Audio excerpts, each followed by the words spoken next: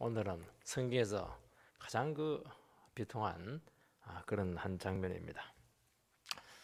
사람에게서 가장 비통한 순간은 죽는 겁니다. 사람의 나이가 들어서 죽는다는 게 이게 결코 간단한 과정이 아닙니다. 죽음은 영원한 이별이고 생과의 분리가 일어나는 겁니다. 그리고 죽는 순간 모든 것은 없어지는 것이고 모든 것은 다 앗아갈 수밖에 없는 그런 처지에 빠지는 겁니다. 자연학자들은 죽음을 자연현상이라고 하지만은 성경은 절대로 자연현상이 아니고 이것은 죄에 대한 하나님의 형벌이라고 말씀하고 있습니다. 형벌이니까 죽음이라고 하는 것은 인생에서 제일 거북스러운 것이고 인생에서 제일 겪고 싶지 않은 제일 어색한 경험인 것입니다. 너무 고통스럽고 너무 두렵고 심지어 공포에 쌓일 수밖에 없습니다. 사람들이 할 수 있는 것은 죽음 앞에서 아무것도 없고 그냥 편안하게 죽는 것을 바라는 것이 이게 제일 큰 소망이고, 그렇지만 이것은 고통을 줄여주는 정도일 뿐이지 죽음이 기쁘다, 죽음이 행복하다 그런 것은 없습니다. 여러분 시한부 인생을 살아가시는 분들은 항상 죽음이라고 하는 실제 앞에 직면해 있고 늘 우울하고 소망이 없습니다. 사람은 죽음이 있다는 것은 알지만은 그래서 이 끔찍한 이 죽음 무서운 현실을 잘 직면하려고 하지 않고 잘 직시하려고 하지 않습니다. 죽음은 있지만은 안 죽는다 생각하고 살아가니까 살아갈 수 있는 겁니다. 그래서 일부러 잊으려고 하고 또 그냥 나에게는 이런 일이 오지 않을 것이다 그렇게 스스로 믿고 살아가기 때문에 그나마 일시적인 기쁨이 있고 나름대로 행복이 있는 겁니다. 성경에서 죽음은 하나님 앞에 더 이상 구원의 기회가 사라지는 것입니다. 그리고 죽음 후에 모든 인생들은 다 하나님 심판대 앞에 서야 되고 그 심판대 앞에서 내가 어떻게 살아왔는가 하는 것에 대해서 판단을 받아야 되는 더 무서운 처절한 현실이 기다리고 있다는 것입니다. 그래서 인간이 겪을 수 있는 가장 절망적이고 고통스러운 죽음의 문제는 영원히 미제고 의미도 사람들은 잘 알지도 못하고 왜 우리에게 죽음이 있으며 이 죽음의 문제를 특별히 극복할 수 있는 그 문제를 해결할 수 있는 방법은 어떤 종교도 어떤 사상도 이 문제를 해결하지 못했던 겁니다. 이 모든 문제들은 오직 하나님의 아들 되신 예수님을 통해서만 그 답이 나올 수밖에 없습니다. 오늘 본문은 주님의 죽음을 기록하고 있습니다. 예수님이 그냥 죽으셨다 이러면 끝날 텐데 십자가에 달려서 죽는 그 과정을 길게 기록을 하고 있습니다. 무슨 일이 일어났는지 무슨 말씀을 했는지 거기서 어떤 고통을 당했는가 일일이 다 기록을 해놓고 있습니다. 마치 중계방송 하듯이 죽음의 모습을, 죽음은 덮으려고 할 텐데 성경은 예수의 죽음을 덮지 않습니다. 예수님에게도 죽음의 과정은 너무나 고통스러웠습니다. 갑자기 어둠이 임하면서 막 하늘이 막 슬퍼했습니다. 주님은 죽음 두려움 속에서 막 무슨 말씀인지 모를 정도로 그렇게 울부짖었습니다. 이것은 성부 하나님으로부터 버림받는 그런 고통을 당하신 것입니다. 입이 바짝바짝 타 들어가니까 누군가 옆에 있는 사람들 신포도주를 적신 해면 이것은 스펀지와 같은 겁니다. 그래서 그 입에다 대주는 그런 장면이 나오고 마지막에 크게 소리 지르시고 운명하시다, 숨지셨다 이렇게 오늘 말씀에서는 기록되어 있고 그 앞에는 훨씬 더 많은 일들이 있었다는 것을 알 수가 있습니다.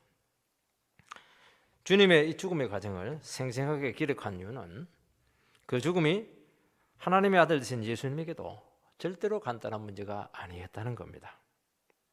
예수님께서 인간이 겪어야 될 모든 죽음에서 일어나는 현상들, 그 과정들을 다 거치시면서 이 죽음이라고 하는 문제가 얼마나 우리를 힘들게 하고 이것이 우리를 얼마나 절망스럽게 하며 우리 인생들 가운데 이 죽음의 문제가 해결되지 않고서는 진정한 행복이 없고 진정한 삶이 없다 하는 것을 아셨기 때문에 예수님께서 직접 그 몸을 입고 죽으심으로써 우리의 모든 죽음으로부터 오는 절망에서 우리를 구출을 해내신 것입니다. 예수님의 죽음이 인생과 우주에 너무나 엄청난 변화를 가져왔습니다. 예수님께서 죽어주심으로써 이 땅에 진정한 생명을 가져왔습니다. 우리 모든 인생들은 죽음이라고 하는 목표지를 향해서 그냥 돌진하는 기차를 타고 지금 달리고 있는데 예수님께서 그 죽음이라는 목표점에서 다시 한 번 더 정거장을 만드셔가지고 생명으로 가는 레일을 다시 놓으신 것입니다. 죽음으로 끝나는 세상에 생명의 역사는 진정한 하나님 나라가 이 땅에 임할 수 있게 되었던 것입니다. 그래서 죽음이 주는 모든 고통과 공포와 분리를 극복해냈다 하는 것이 오늘 예수님의 죽으심을 통해서 우리에게 주시는 말씀인 것입니다. 우리는 오늘 이 크게 예수님의 죽음이 우리에게 어떤 의미를 주는가 하는 4가지 사실을 살펴보도록 하겠습니다. 첫 번째는 온 땅에 어둠이 임하게 된 겁니다. 33절 말씀을 보면 제6시가 되매 땅에 어둠이 임하여 제9시까지 계속하다니 예수님의 십자가 죽음에 대해서 하나님은 어둠으로 슬픔을 표현하셨습니다. 갑자기 제6시가 되었는데 갑자기 날씨가 어두워졌습니다. 그리고 제9시까지 유대인들의 그 시간은 거기다 더하기 6을 하면 됩니다. 제6시니까 더하기 6 하니까 12시 정오 시간입니다. 제일 밝은 대낮이고 제9시까지니까 오후 3시까지 3시간 동안 어두웠습니다. 이것은 하나님의 고통이고 만물의 고통으로 표현되고 있습니다. 예수님의 그런 십자가 죽음 가운데 성부 대신 하나님의 마음의 슬픔이 표현되고 있는 것이고 그 슬픔이 얼마나 상했는가 하는 것을 보여주고 있는 것입니다. 우리도 마음이 속상하고 마음이 괴로우면 얼굴이 이렇게 어두워집니다. 그리고 이 모든 피조물들이 만물들이 이 아들의 고난에 대해서 조의를 표하고 있다 하는 것을 이 자연현상의 변화를 통해서 보여주고 있는 것입니다. 이 초자연적인 역사로 말미암아 불가사의한 어둠이 온 땅을 덮었습니다. 어떤 사람들은 이것은 일식이 아니냐, 해가 달이 하늘을 완전히 가려버리는 어떤 절대 일식 이렇게 하는데 그때는 절대 일식 시간이 아니었습니다. 모래 폭풍이 확 갑자기 부는 바람에 해를 가린 것도 아니었습니다. 갑자기 온 세상이 어둑어둑해지더니 먹구름이 넓고 깊게 드리워지게 된 것입니다. 그 시간에 왜 골고다 언덕에서 이것이 일어나게 되었겠는가 하는 것이고 이것은 하나님께서 하신 것이고 하나님께서 날씨를 통해서 하나님의 마음을 드러내신 것입니다. 하나님의 아들의 생명이 지금 사그라지고 있고 지금 자연이 막 떨면서 지금 절규를 하고 있고 막 빛을 잃은 해가 막 소리 지르고 있는 겁니다. 주님의 죽음은 온 우주를 떨게 했고 성부 하나님의 마음을 너무 찢어놨습니다. 여러분, 자연과 만물은 하나님께서 만드신 피조물입니다. 이 자연은 하나님의 작품입니다. 하나님의 슬픔이 자연 속에 투사가 되었고 하나님의 슬픔이 막 전달이 되어서 세상 곳곳에서 지금 그 슬픔이 지금 반응을 하고 있는 겁니다. 아들의 죽음에 대해서 아버지가 고통을 받으셨습니다. 그리고 만물도 함께 고통을 당했습니다. 날씨와 자연을 통해서 슬픔을 표시하신 것입니다. 하나님께서는 아들 되신 예수님께서 공생의 기간을 걸어가실 때 결정적인 순간에 하늘의 육성으로 주님을 격려했습니다. 너는 내 사랑하는 아들이요 기뻐하는 자다. 그렇게 하면서 네가 가는 길을 내가 지지한다. 너를 정말 사랑하는 아들이다. 공생에 시작할 때 그 베나산 위에서 그냥 하나님께서 다시 한 번 더 그분을 격려했던 것을 알 수가 있습니다. 그렇다면은 예수님의 공생의 기간에서 제일 슬픈 순간이 바로 오늘 이 장면인데, 여기서는 더 많은 육성으로 아들을 격려하고 기뻐하고 박수를 쳐주고 이렇게 해야 될 텐데 아무 말씀을 하지 않고 침묵하신 것입니다. 그러나 이것이 하나님의 침묵이었습니까? 하나님은 절대로 침묵한 것이 아니셨습니다. 여러분, 침묵이라고 하는 것은 언어로 표현된 것보다 훨씬 더 많은 메시지를 말을 하고 있다는 것을 기억해야 됩니다.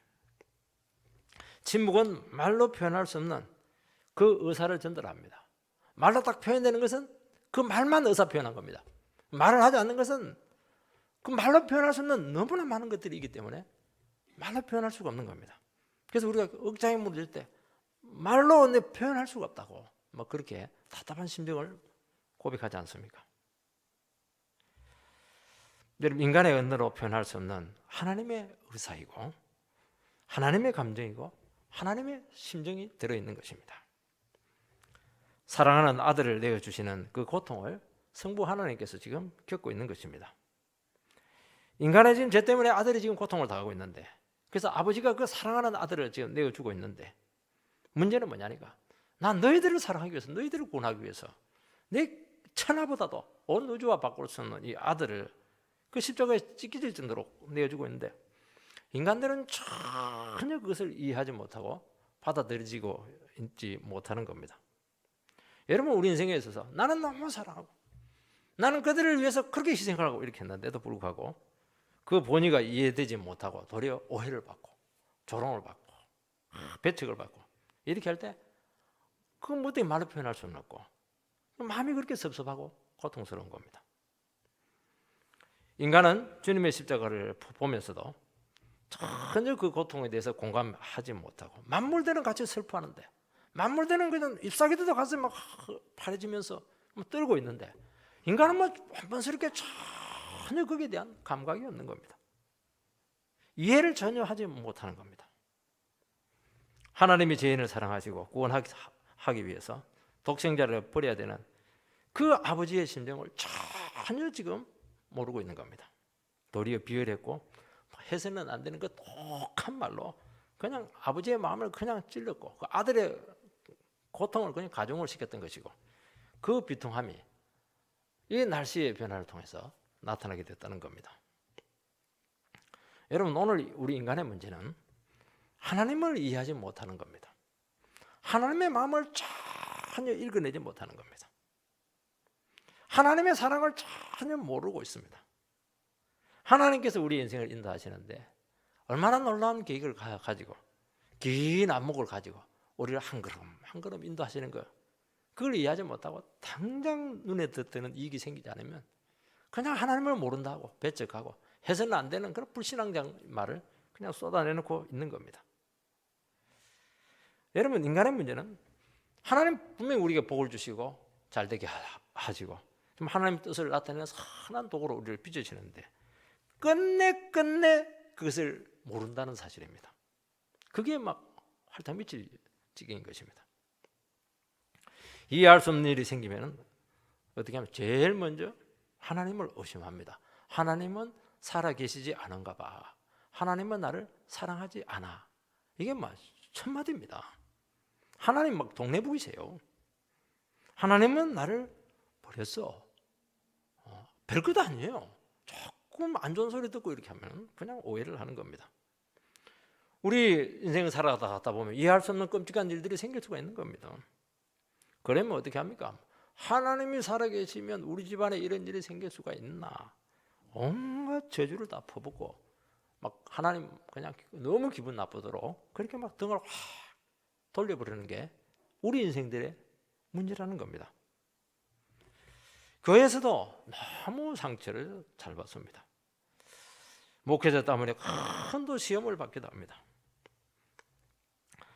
하나님은 이런 우리 인생들을 아시고 그냥 답답한 심정으로 아들을 그냥 대신 거기다 달아버렸습니다. 말없이 그냥 달아버렸습니다. 하나님은 이해받지 못해도, 왜냐하면 그 죄인들을 포기할 수 없었기 때문입니다. 그 말한 대로 어떻게 이해를 하겠습니까? 그냥 그 상황을 다 품고 말없이 그냥 슬픔 가운데 그냥 걸어가는 겁니다. 슬픔과 고통 속에서도 말없이 비통해 하시고 그 모든 상황을 끌어안고 걸어가시기 때문에 우리가 그나마 그 중에서도 구원을 받을 수가 있게 된 것입니다. 그것이 하늘의 빛을 잃은 것이고 그 하늘에 담긴 하나님의 마음이 표현된 것입니다. 그 하나님의 마음을 자연은 공감을 하고 있는데 우리 인생들은 전혀 공감을 못하고 있는 것입니다. 우리가 예수를 믿고 그 예수가 내 죄 때문에 죽으셨다는 것을 고백하게 될 때 뭐가 살아납니까? 우리 마음속에 하나님을 이해할 수 있는 공감력이 살아나는 겁니다. 하나님의 마음을 읽어내기 시작하고 하나님의 아픔을 느끼기 시작하고 하나님의 그 사랑을 깨닫기 시작하면서 막 눈물이 나오는 겁니다. 이게 하나님께서 우리에게 원하시는 십자가 위에 주어진 그 뜻인 것입니다. 우리가 시험을 받고 심한 낙심 중에 있을 때 심지어 우리가 등을 돌리는 그 순간에도 하나님은 또 우리를 품고 가십니다. 온 우주에서 나 혼자밖에 없는 그 지독한 외로움 속에 있을 때 그래도 하나님은 우리를 홀로 두시지 않고 그냥 그 상황을 그냥 품고 또 우리를 끌어가시고 아무 말씀하시지 않으시는 것입니다. 그런데 너무나 많은 침묵 속에 우리에게 말씀하고 있습니다. 너만 고통받는 게 아니다.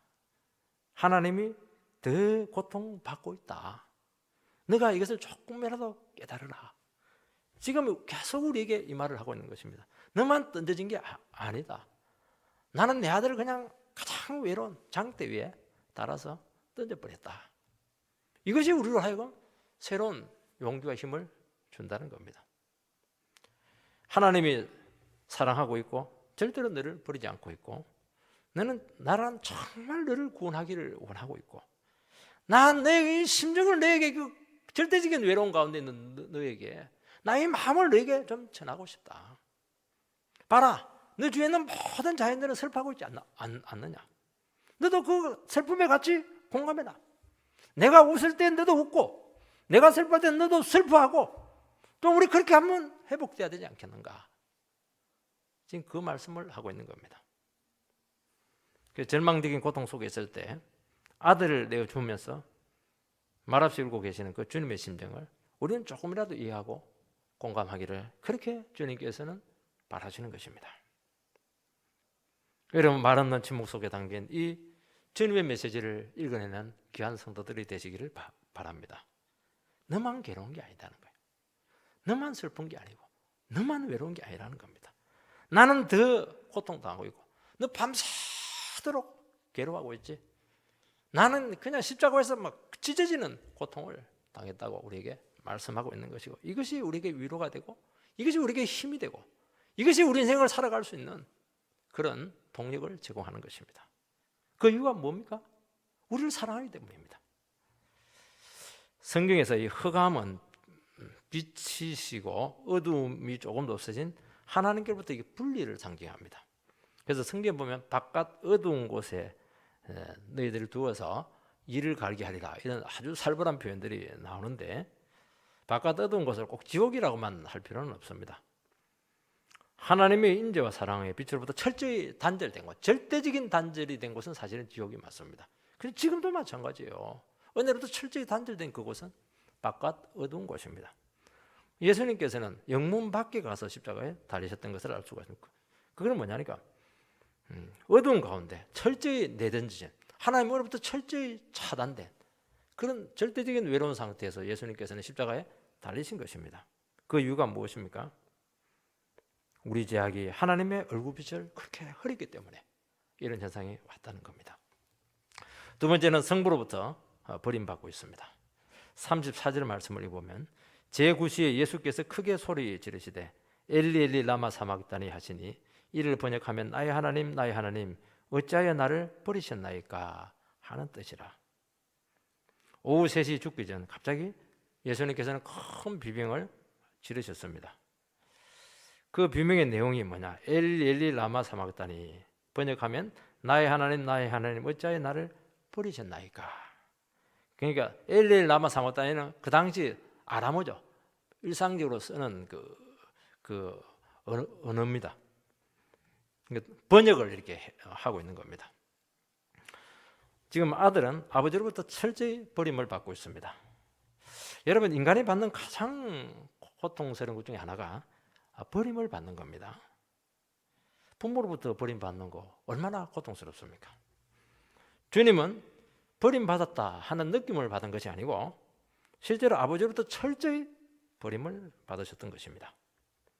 주님은 정죄를 받으셨고, 그리고 버림받은 인간 자기의 고통을 영혼까지 다 느끼시면서 아버지로부터 유기의 고통을 당하신 것입니다. 여러분, 죄는 가장 친밀하고 좋은 관계를 다 갈라놓습니다. 여러분, 죄를 지으면은 가장 가까운 관계에 있는 그 신뢰가 무너지게 됩니다.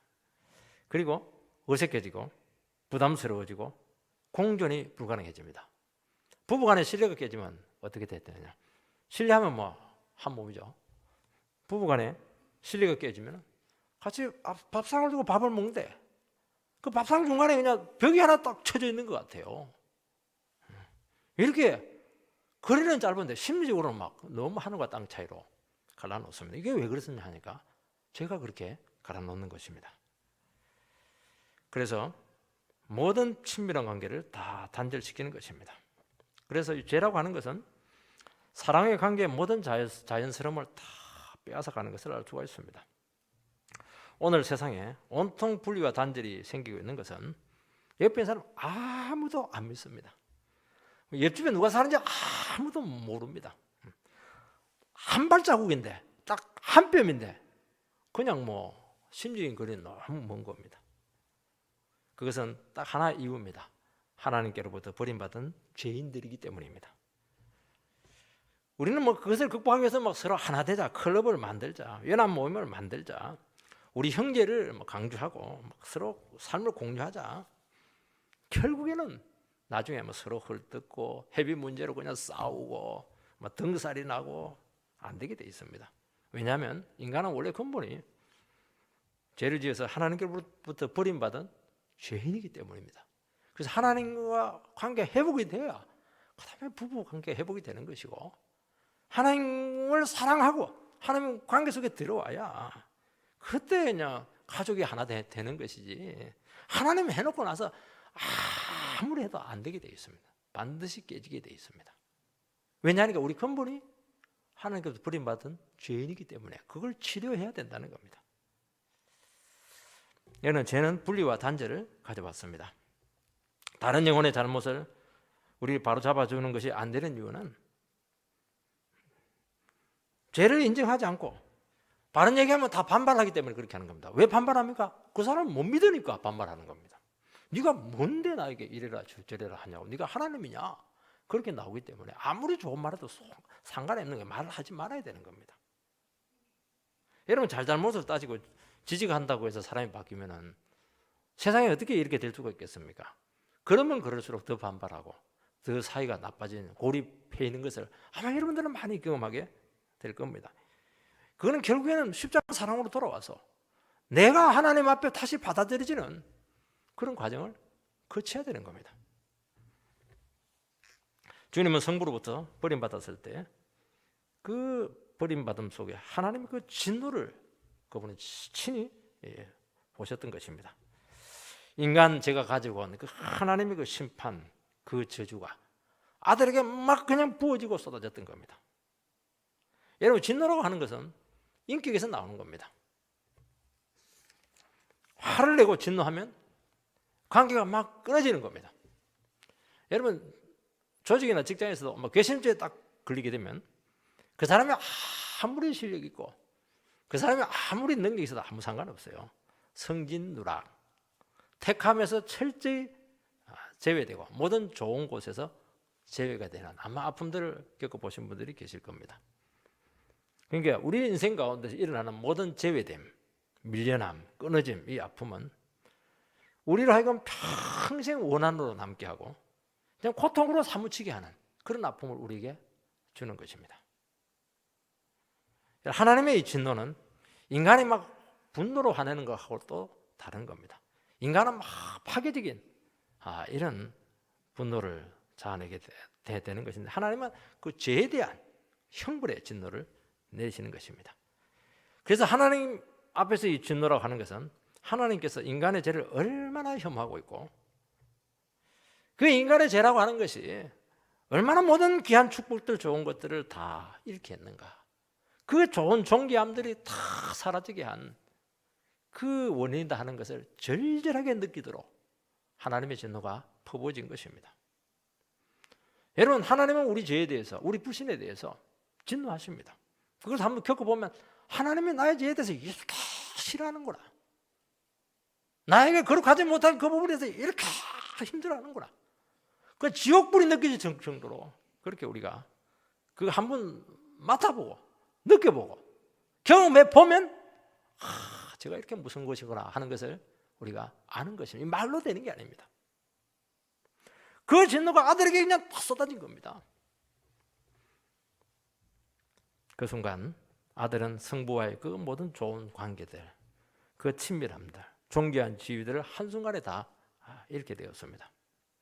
아버지께서 철저히 아들에 대해서 얼굴을 돌리셨던 것입니다. 그러면 존재 의미가 사라지는 것입니다.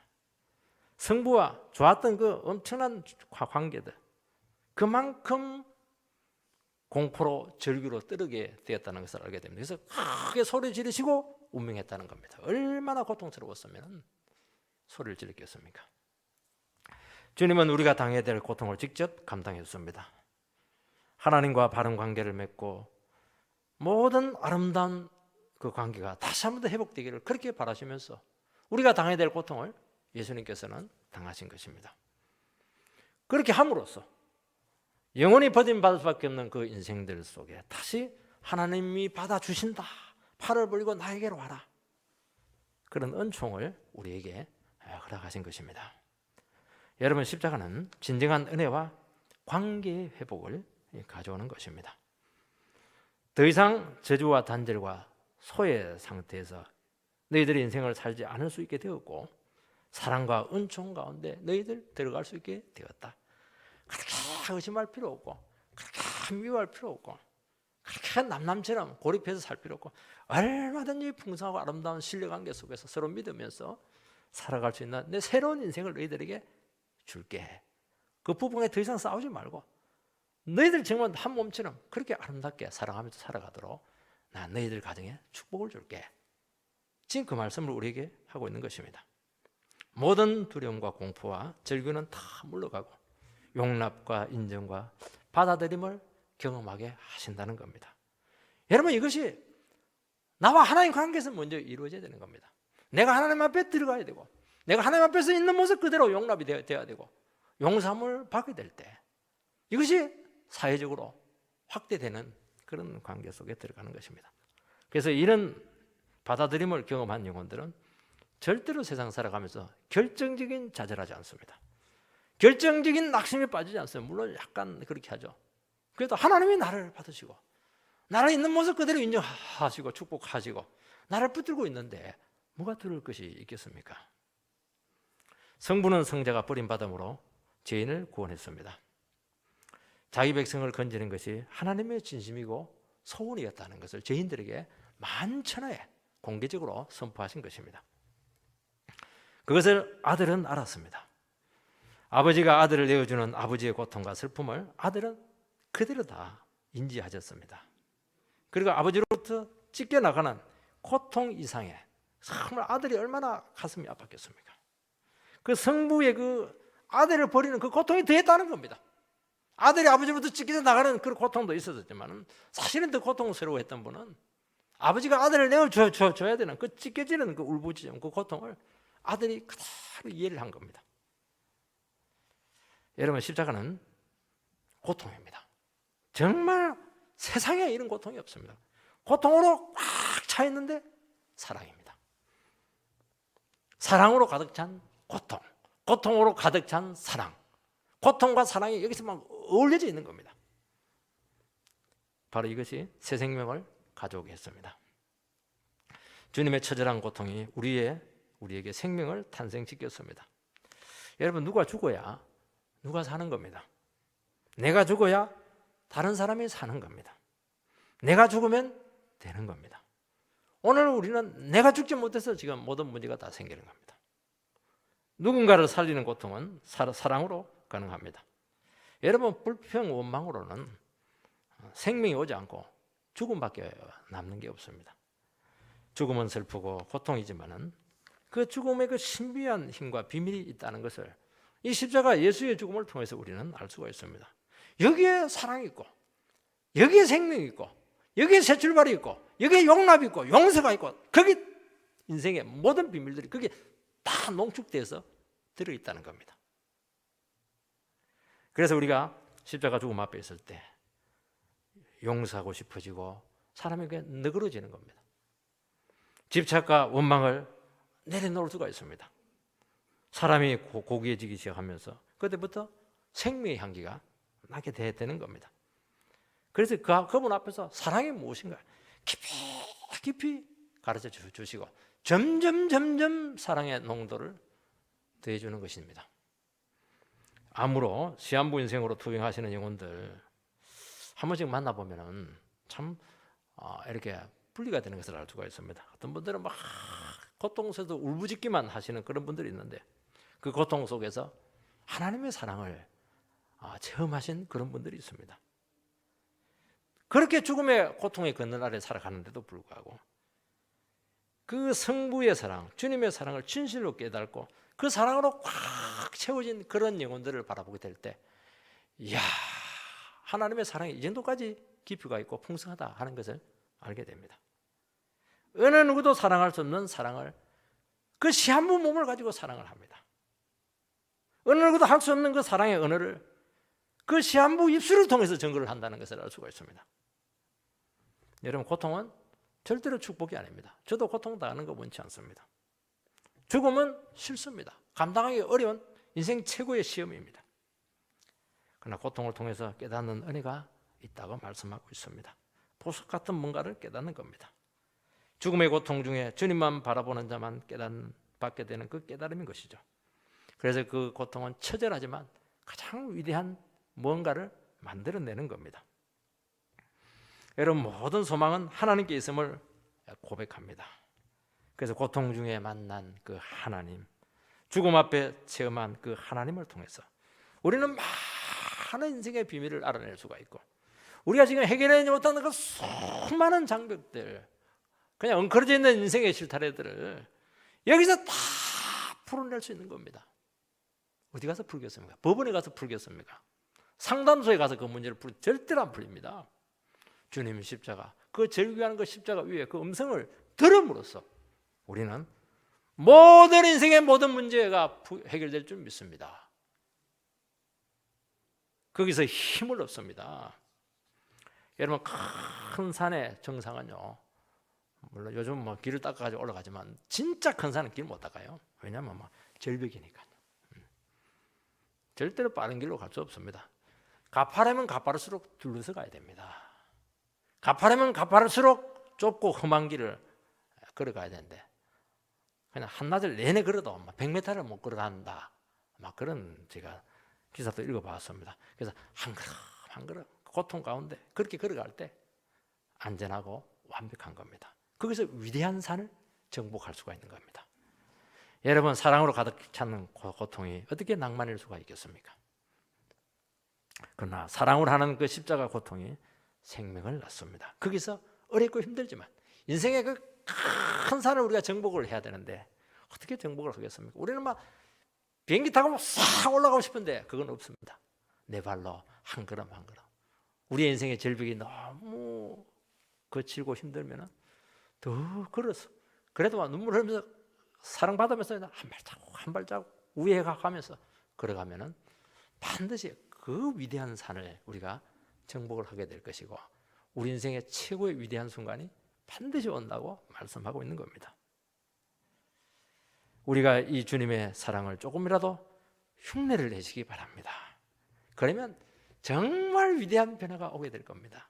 여러분 가정에 위대한 변화가 오게 될 겁니다. 세 번째는 무지한 죄인들이 나옵니다. 35절 6절 말씀을 읽어보면 곁에 섰는 자 중 어떤 이들이 듣고 이르되 보라, 엘리야를 부른다 하고 한 사람이 달려가서 해면에 신 포도주를 적시어 갈대 끼어 마시게 하고 이르되 가만두라 엘리야가 와서 저를 내려주나 보자 하더라. 주님께서는 너무 고통에 겨워서 막 울부짖으면서 절규하고 있는데 사람들은 이제 엘리야가 저를 부르는갑다 그렇게 지금 잘못 알아들은 것으로 지금 설명되고 있습니다. 어떤 사람은 해면에 신 포도주를 적셔서 주님의 입에 지금 마시게 했습니다. 이제 해면은 지난번에 얘기했지만 스펀지 같은 것이고 이 신 포도주는 이거는 이제 마취제가 아닙니다. 이건 각성제예요. 고통 가운데 죽어가는 사람 마취제를 줘야 되는데 그래서 해융은 모략은 예수님께서는 거절합니다. 이거는 마취제이기 때문이죠. 그런데 이 신 포도주는 이분께서 마십니다. 이것은 더 정신을 뚜렷하게 하고 그 갈증을 좀 더 들어주고 각성을 시키기 때문에 그 말은 뭐냐니까 예수님께서 이 십자가 고통을 맨정신으로 더 각성된 상태에서 이 고통을 다 감당하겠다는 겁니다. 여러분 우리는 고통이 오면 자꾸 잊으려고 합니다.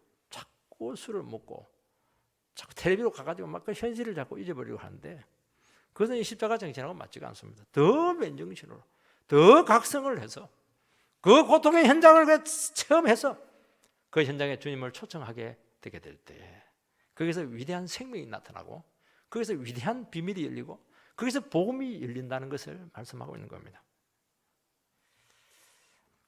시편 22편 15절 한번 띄워주시기 바랍니다. 같이 읽겠습니다. 시작.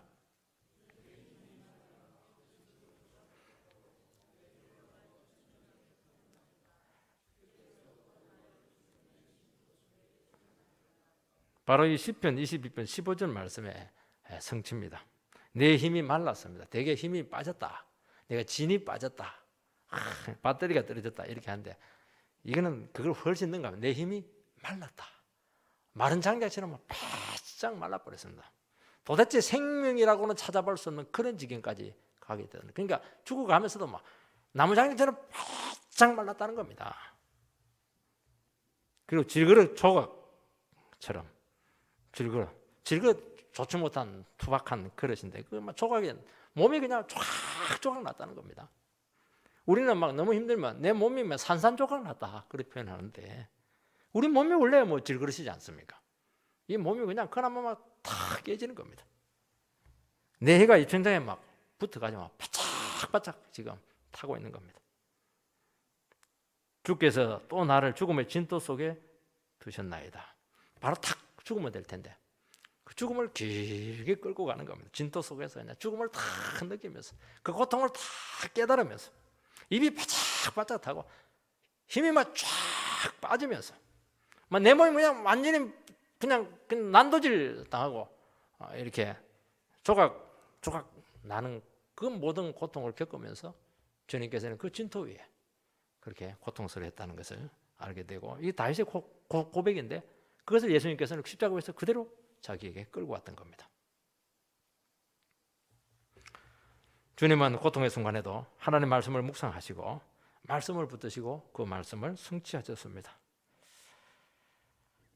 고통의 순간에 의식을 잃고 빨리 죽는 것이 도리어 도움이 될 텐데도 불구하고 그 의식을 오래오래 가지고 그 죽음의 고통을 오래오래 지속시켰다는 것을 알 수 있습니다. 사람들은 엘리야가 와서 구해주는가 보자 이런 식으로 아주 그 경망스러운 그런 태도를 보이고 있는 겁니다. 여러분 고통 중에 절구하는 주님에 대해서 사람들은 막 엉뚱한 상상을 하고 있고 막 조롱을 하고 있습니다. 그 이유는 뭐냐니까 예수님께서 버림받는 이 고통이 얼마나 무엇을 의미하는가 이거 얼마나 고통스러운가 이것을 전혀 몰랐기 때문입니다. 인간은 죄로 말미암아 하나님 관계가 단절되었습니다. 관계 단절은 모든 축복을 막았고 우리에게 소외를 가져왔습니다. 그 주님과의 관계가 얼마나 친밀했고 그 관계가 모든 축복의 단절의 원인이었다는 것을 알고 이것을 사람들이 모르는 겁니다. 왜냐하니까 어차피 우리 하나님 없이 살아왔고 우리는 하나님 없이 그냥 짐승처럼 개돼지처럼 살아온 그런 인생이었습니다. 우리에게 무슨 하나님의 은혜가 있고 하나님의 말씀이 있고 생명이 있고 그런 게 어디 있습니까? 그냥 돈벌레처럼 돈 벌고 살다가 그냥 지옥으로 떨어지는 게 우리 인생들이었다는 겁니다. 무슨 축복이 있어요? 그냥 짐승처럼 그냥 다윗 같은 사람들은 뭐 적자 생존이다. 그 짐승들이 하는 삶의 원리입니까? 어떻게 인간이 그냥 남을 짓밟고 그냥 자기만 혼자 살고 약육강식, 그게 호랑이한테나 있는 것이지 어떻게 인간에게 그런 말을 쓸 수가 있는 겁니까? 그 정도로 인간이 하나님의 형상으로부터 떨어져 있는 겁니다. 그 복을 모르는 겁니다. 그럼 버림받은 자녀에게 부모의 사랑을 말해도 알아듣지 못합니다. 부모의 사랑을 한 번도 받아보지 못했기 때문입니다. 그래서 사람들이 사랑을 표현하고 막 안아주고 이러면 나를 숨막혀 죽이려고 한다 이러면서 막 기를 쓰고 도망갑니다. 이거. 그러나 부모의 깊은 사랑의 교제를 나누는 그 자녀는 이 관계 단절이 얼마나 고통스러운 거 하는 것을 압니다. 여러분, 죄인들에게 가장 회복하기 어려운 문제가 바로 이 친밀성의 문제입니다. 상처받고 버림받고 미움받고 오해를 해서 마음이 다치고 그렇게 하면 도저히 친밀성을 맺을 수가 없습니다. 10년을 살고 20년을 같이 살을 맞대고 살았는데도 불구하고 마음을 나눌 줄 못해요. 관계 단절이 생겨가지고 남보다도 더한 원수로 이렇게 살아가는 것을 우리는 너무 많이 보고 있는 겁니다. 왜 그렇습니까? 이 친밀성을 회복하지 못해서 그렇게 한 겁니다. 뭐 말만 하면 상실을 받는다고 그러고 말이죠. 말만 하면 그냥 오해를 하고 말이죠. 얼마나 불신하고 신뢰가 없는지 말이죠. 마음을 탁 닫고 있고 말이죠. 왜 그렇게 살아가냐는 겁니다. 지금 도대체 가까이 갈 수가 없다는 겁니다. 십자가 사랑은 하나님과의 친밀성으로 들어가게 합니다. 친밀한 만큼 구원이 강력하고 친밀한 만큼 생명력이 넘치게 되고 친밀한 만큼 축복과 행복은 풍성하다는 겁니다. 우리에게 회복되어야 될 축복과 관계가 있습니다.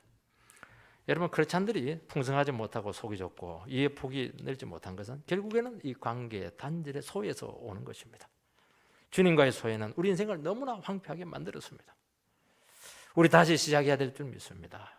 십자가 사랑 안에서 관계를 새롭게 시작하시기 바랍니다. 사랑을 배우시기 바랍니다. 사랑의 언어를 만들어내시기 바랍니다. 친밀성을 회복해 내시기 바랍니다. 그냥 말 안 해도 그냥 통할 수 있는 그런 사랑의 미러들이 우리 가운데 회복돼야 되고 이것은 우리 교회부터 시작돼야 될 줄 믿습니다. 우리는 다른 영혼의 마음을 알아가는 법을 배워야 되고 우리가 내가 상처 안 받으라고 다른 사람을 상처를 주고 이렇게 하는 겁니다. 내가 그냥 기 안 죽이고 다른 사람은 기를 죽이고 이렇게 하는 겁니다. 왜 그렇게 하는 겁니까? 내가 달리하죠. 내가 십자가에 내가 그 영혼의 그 아픔을 하고 그 재생을 하고 그 외로움을 알면은 내가 그 외로움에 내가 그냥 동참을 해서 내가 그 외로움을 같이 감당하고 내가 같이 죽어주고 이렇게 해야 될 텐데 더 그냥 확인사살하고 더 못된 말을 하고 더 사람을 죽이고 길을 끊고 이게 어떻게 인간일 수 있냐고 지금 주님께서 우리에게 반문하고 있는 겁니다. 그게 무슨 사랑이냐고, 그게 어떻게 예수 믿는 거냐고. 좀 내 마음을 알고 내 주위에 있는 사람들의 마음을 좀 이런 바쁜자 좀 이렇게 좀 공감을 해라고 지금 그렇게 말을 하고 있는 겁니다. 여러분, 이것이 회복되지 않으면 믿음 생활 아무리 해도 신앙은 없습니다. 안 자랍니다. 옆에 있는 가장 가까운 이웃인 부인을 사랑하지 못하고 남편을 사랑하지 못하는데 무슨 형제 자매가 그게 뭐가 있습니까? 말이 안 되는 겁니다. 여러분, 다른 영혼의 마음을 알아가는 법을 배우고 그 영혼의 외로움과 고통과 절망을 읽어내시기 바랍니다. 다른 영혼을 사랑하기 위해서 먼저 우리 자신이 깊은 주님과의 관계가 회복되어야 될 줄 믿습니다. 37절 예수님께서 큰 소리를 지르시고 숨지시니라. 주님의 마지막을 담담하게 기록합니다.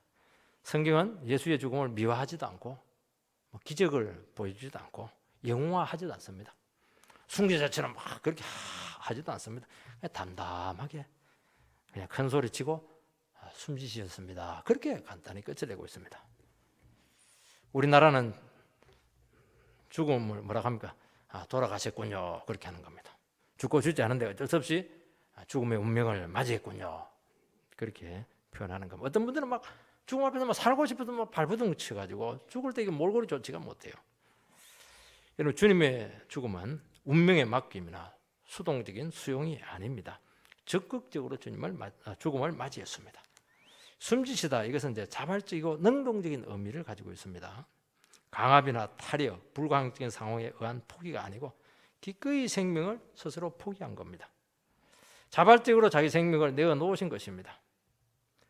주님께서는 공생애 내내 나는 죽기 위해서 왔다, 그렇게 수십 번 이야기했습니다. 그 이유는 죄인된 우리를 살리기 위해서입니다.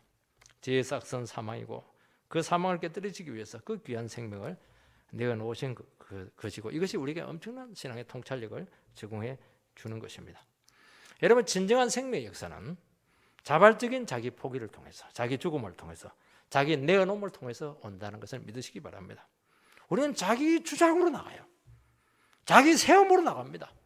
남 배척으로 나가는 거예요. 죽음입니다. 그거는 반대로 해야 됩니다. 여러분, 가정의 생명은 부모의 생명 포기에서 오는 겁니다.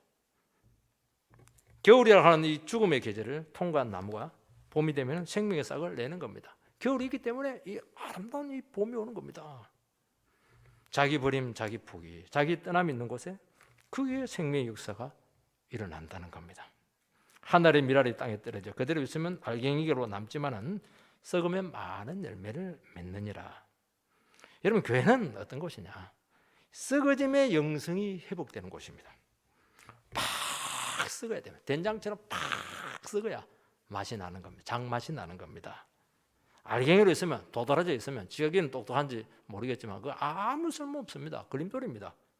썩어야 열매가 맺고, 또 그 중간에 자기가 그냥 길목을 지키고 있어가지고 그냥 사람들 다 발에 걸리게 넘어지게 하는 겁니다. 자기가 안 죽어가지고 말이죠. 자기는 똑똑할지 모르겠지만 자기가 안 죽은 거 아닙니까? 내가 잘난 거예요. 내 생각 막 주장합니다. 내가 살려고 하니까 알갱이로 남는 겁니다. 여러분, 내가 똑똑한 것은 드러날지 모르겠지만 구원 없고 은혜 없습니다. 썩어야 뿌리가 나오고 싹이 나오고 열매가 나타나는 겁니다. 더 정확한 표현은 죽어야가 아니고 죽어주시기 바랍니다. 교회는 서로 자꾸 죽어주는 겁니다. 우리는 자꾸 네가 죽어라 이렇게 하는데 그렇게 하면 안 됩니다. 내가 죽어주는 겁니다. 내가 없어져 공동체 내 녹아 들어가는 겁니다. 나의 내려놓음과 자기 포기를 통해서 하나님께서 활동 공간을 열어주는 겁니다. 내가 죽어주면 그때부터 하나님께서 내가 죽어준 그 공간에서 그냥 역사를 하기 시작합니다.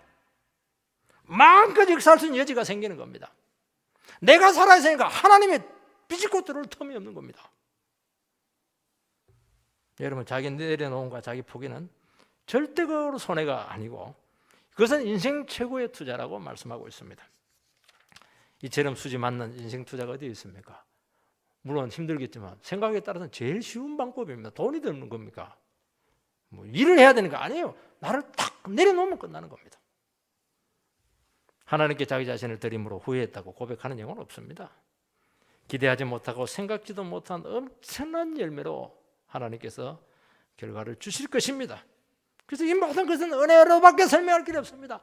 그런 고백을 입에 달고 살고 그렇게 한다는 겁니다. 주님은 죽음으로 희생제물이 되셨습니다. 여러분, 제물의 가장 우선적인 요건은 살이 피둥피둥 찌는 게 아니고 죽음에 대한 자기 수용 과정이 있어야 됩니다. 나는 제물로 바치겠다. 딱 자기가 그 제물을 바치겠다고 자기가 받아들여야 제물이 되는 겁니다. 난 제물 안 될래 이러면 제물 안 되는 겁니다. 나는 선교사로 제물로 바치겠다. 선교사로 딱 자기 수용이 있어요. 그 다음부터 선교를 가능한 겁니다. 그전에는 안 되는 겁니다. 주님은 죽음으로 인류를 구원할 수 있음을 아시고 스스로 제물이 되어서 죽음의 자리로 겟세마네 동에서 기도하면서 수용을 한 겁니다. 하나님의 구원 계획이 있어도 아들이 수용하지 않으면 구원 없습니다. 사랑 때문에 그렇게 한 겁니다. 오늘 우리들은 하나님의 구원에 대한 의심을 많이 하게 됩니다. 우리의 경제 사정이 악화되고 시련이 오게 될 때, 주님이 외면한 같은 불신이 될 때도 있고, 내 죄나 잘못과 허물로 고통과 어려움을 당하게 될 때, 참 모든 것을 다 잃어버리고 이대로 망하지 않겠는가, 참 불안과 초조와 두려움 가운데 살아가고 있습니다. 그런데 그곳에서도 주님은 우리를 사랑하실 줄 믿습니다. 그 사랑의 증거가 뭡니까? 이렇게 살면 망할 수밖에 없는데 절대로 망하게 하지 않습니다. 반드시 회복시키시고 열매로 거두게 하신다는 겁니다. 왜요? 하나님 나를 사랑하시니까요. 어떻게 사랑합니까? 자기 몸을 내어줄 정도로 그냥 나를 위해서 죽어주신 그분께서 어떻게 우리를 그냥 팽개쳐 놓을 수가 있겠습니까? 그렇게 하면 믿지 마시기 바랍니다. 그 정도까지 믿음이 없으면 믿을 필요 없습니다. 이스라엘 백성들이 죄 때문에 망해가지고 바빌론 포로로 잡혀갔을 때 그들은 이제 모든 것이 끝났습니다. 하나님이 자기 자들을 버렸다고 철저히 낙심했습니다. 그러나 그때 선지자들이 우후죽순처럼 나타나서 너희들은 다시 회복될 것이다. 그루트기에 남았는데 너희들 거기서 싹이 올라올 것이다. 얼마나 소망의 말씀을 많이 주었는지 모릅니다. 결국 주님의 죽으심을 통한 진정한 회복의 역사로 여기서 완성이 된 겁니다. 여러분, 주님의 죽음은 확실하고 변질될 수 없는 구원을 가져왔습니다. 영원히 고갈되지 않는 생명을 우리에게 주었고 성령으로 우리의 삶을 마음껏 축복할 수 있는 그런 길을 열어두신 것입니다. 오늘 우리 이 시간 주님의 십자가를 바라보시기 바랍니다. 내가 얼마나 부족합니까? 내가 얼마나 돈이 없습니까? 내 상태가 얼마나 절박합니까? 그것 맞아요. 다 맞습니다. 그것만 바라보면 망합니다. 그런 나를 받으시고 그런 나를 위해 주신 그 주님의 능력을 붙드시게 될 때 흔들리지 않는 구원의 역사가 우리 가운데 일어나게 될 줄 믿습니다. 완전한 회복이 있습니다. 총체적인 생명 회복의 역사가 우리 가운데 일어날 줄 믿습니다. 그걸 하나님께서 우리에게 기대하고 있다는 것을 알고 헌신하는 귀한 종들 되시기를 축원합니다.